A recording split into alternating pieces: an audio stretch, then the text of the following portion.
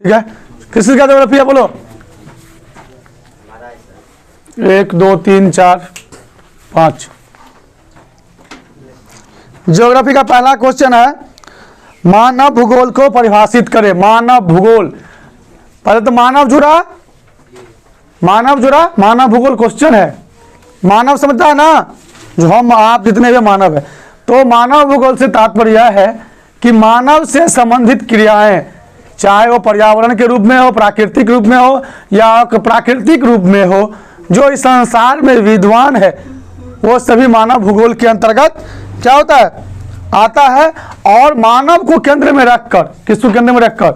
मानव को केंद्र में रख, यानी कि व्यक्ति को, एक जो पूरा मानव समुदाय उसको केंद्र में रखकर उस भूगोल केंद्र का अध्ययन किया जाता है, उस भौगोलिक चीज का अध्ययन किया जाता है, उसे हम मानव भूगोल कहते हैं। समझ गया बात? मानव भूगोल का अंतर्गत क्या होता है, यहाँ ये रहने योग्य जगह है कि नहीं, किसके रहने योग्य? मानव के रहने योग्य। जांच जो होता है तो मानव के लिए जांच होता है ना। अगला क्वेश्चन है, मानव भूगोल सब समझ गया? मानव भूगोल के विभिन्न या मानव भूगोल के विषय क्षेत्र पर टिप्पणी लिखिए। 2019 से पूछा हुआ क्वेश्चन है। मानव भूगोल के विषय क्षेत्र पर टिप्पणी लिखिए। ठीक है, तो पहला दिया उसमें भौतिक या प्राकृतिक पर्यावरण। भौतिक या प्राकृतिक पर्यावरण क्या है? भौतिक या प्राकृतिक पर्यावरण। समझ आया बात? तो भौतिक या प्राकृतिक पर्यावरण क्या हो? बोलो। प्राकृतिक पर्यावरण का मतलब होता है जो ना हम बनाए हो, ना तुम बनाया है, ना तुम्हारा पूर्वज बनाया है, वो ईश्वर के द्वारा बनाया गया, पहले से ही प्राकृतिक रूप में विद्वान है, वो प्राकृतिक क्या होता है? पर्यावरण। ठीक है, बात समझ आ रहा है ना? तुम पहाड़ बनाई हो, तुम बनाई हो पहाड़, हवा तुम बनाई हो, तुम जल बनाया है, कोई बनाया है जल? प्राकृतिक रूप से है ना, इससे प्राकृतिक पर्यावरण के अंतर्गत आता है। अब दिया है तुमको सांस्कृतिक या मानव निर्मित पर्यावरण। सांस्कृतिक या मानव निर्मित पर्यावरण, अब बताओ। मानव निर्मित पर्यावरण, पुल, विद्यालय, अस्पताल, घर, मशीन, मोटर गाड़ी, खेल का मैदान, ये सब क्या है? मानव के द्वारा बनाया गया है, यानी कि मानव निर्मित है, अप्राकृतिक है। अप्राकृतिक का मतलब होता है प्रे प्राकृतिक नहीं है। बात समझ गया ना? भौतिक प्राकृतिक पर्यावरण, भौतिक या प्राकृतिक पर्यावरण और मानव निर्मित पर्यावरण, दोनों समझ गया? कोई दिक्कत है बोलो हाँ या ना? दिक्कत है? अगला क्वेश्चन,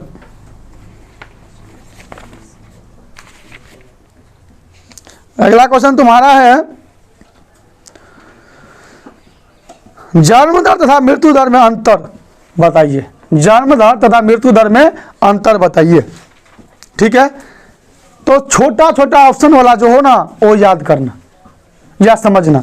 जब पहला दिया है जन्म दर के बारे में, इसकी गणना प्रति हजार प्रति वर्ष की जाती है। किसकी गणना? जन्म दर की गणना।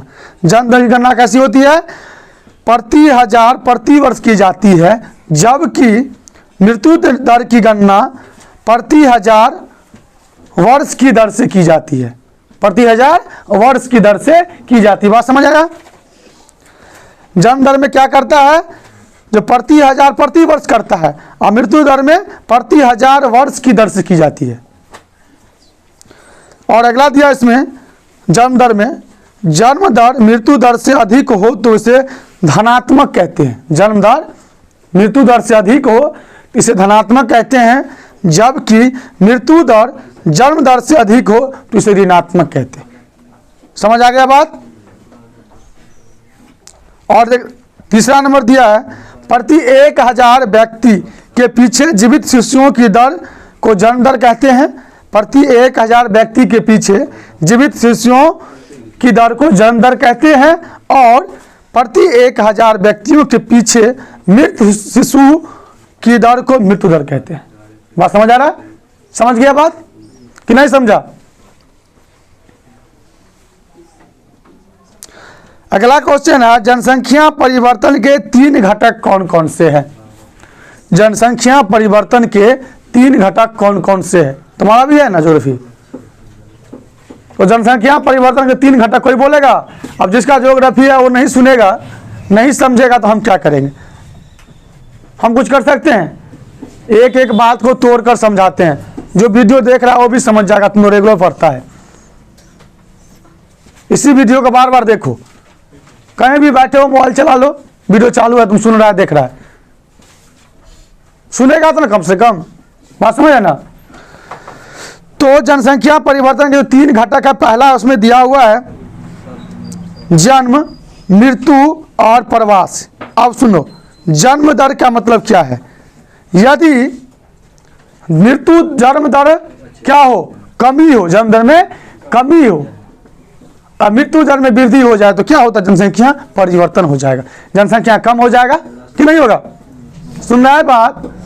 अगर एक गांव में 500 आदमी है, कितना आदमी है?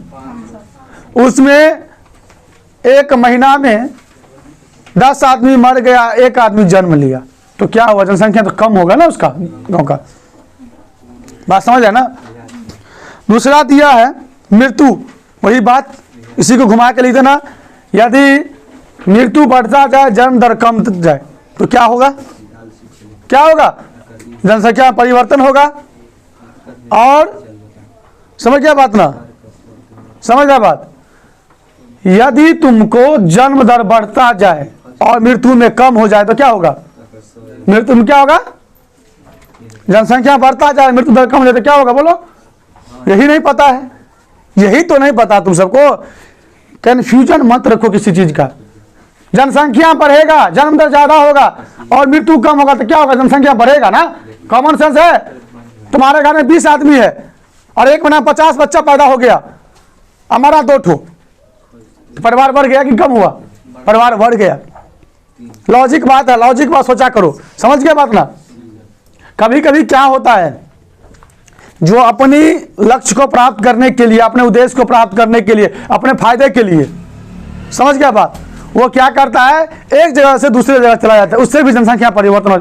आप मान ले उदय का, अपने गांव का जनसंख्या 5000 है और अपना गांव का वातावरण अच्छा है, यहाँ का सब व्यवस्था अच्छा है, तो क्या हुआ? जो दूसरे गांव से 10 या 20 आदमी आ गया, समझ गया ना? दूसरे गांव से क्या हुआ? आदमी उठकर उदय गांव आ गया, अपने गांव आ गया, हमारे गांव, तो यहाँ क्या, वहाँ जनसंख्या बढ़ गया, वहाँ कम हो गया ना? लेकिन उसका वहाँ भी गिनती हो गया है और यहाँ भी गिनती हो जाएगा, तो क्या होगा? इससे परिवर्तन पता नहीं चलेगा कहाँ जनसंख्या बढ़ा, कहीं घटा। ये प्रवास के कारण कभी जनसंख्या में उतार चढ़ाव भी हो जाता है, समझ गया ना? कहीं किसी का जनसंख्या बढ़ जाएगा, कहीं कम हो जाएगा। अगर बिहार का जनसंख्या ज्यादा है और बिहार का वासी अभी यहाँ दूसरा जगह चले जाते हैं, यहाँ जनसंख्या कम हो जाएगा। समझ रहे बात?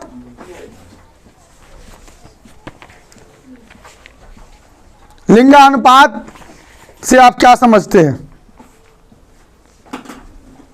अभी तो बताया है, प्रति 1000 पुरुष में जितने महिलाओं की संख्या होगी वो लिंगानुपात है।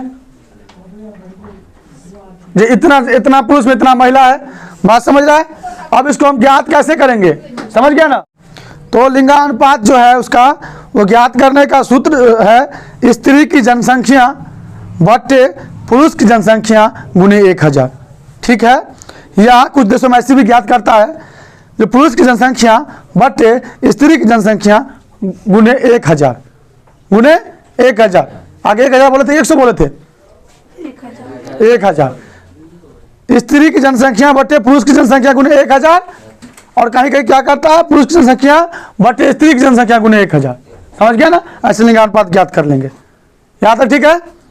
साक्षात शिक्षा यदि ना मिले, क्वेश्चन है, यदि लोग शिक्षित ना रहे तो क्या होगा? उस गांव या समाज को क्या स्थिति होगा? बोलो। यदि लोग शिक्षित ना रहे तो उस गांव या समाज का विकास नहीं होगा, वह हर वक्त गरीबी में ही रहेगा। शिक्षा एक महत्वपूर्ण धन है, शिक्षित होना बहुत जरूरी है। समझ गया बात? ज्योग्राफी को जानते रहने दो, फिर आगे बताएंगे। ठीक है?